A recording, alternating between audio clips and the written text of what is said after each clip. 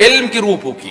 میں نے بارہا کہا ہے، پھر کہہ رہا ہوں کہ بھائی آپ مجلسیں کرتے ہیں ایصال ثواب کی، ایک ذریعہ یہ بھی بنا لیجئے کہ مثلا آپ نے مجلسیں کی، آپ نے نظر تقسیم کی، آپ نے تبرک بانٹا، آپ نے خطیب بانٹا، اپنی حیثیت کے مطابق آپ نے یہ نیت کر لی کہ ایک سال کے ایک بچے کی 1 سال کی فیس ہم ادا کریں گے، ترویح روح والدین کے لیے. سماج بنے گا یا بگڑے گا؟ جی بھائی الحمدللہ کسی نے بتایا کہ آج 8 مجلسیں ہو رہی ہیں، ساری مجلسیں ایصال ثواب کی ہیں، ہفتے میں 8 مجلس، اس سے زیادہ بھی ہو رہی ہوگی جس کا ہمیں علم نہیں ہے.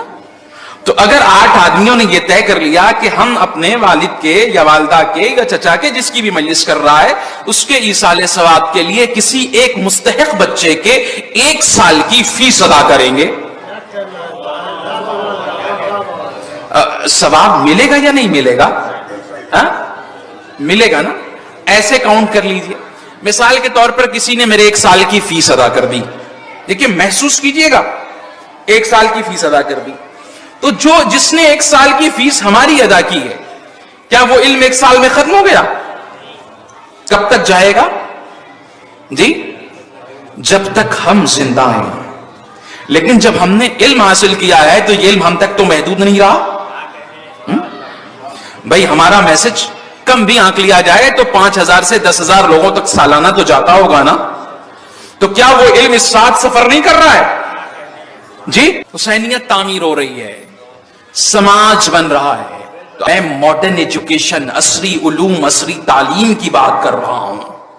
میں نے بارہا کہا ہے کوئی بھی علم دنیاوی نہیں ہوتا، لیکن اگر ہم نے مدرسے میں پڑھائی اس لیے کی کہ مدرسے میں پڑھ کر شہرت حاصل کریں گے تو یہ علم دین نہیں، علم دنیا ہے.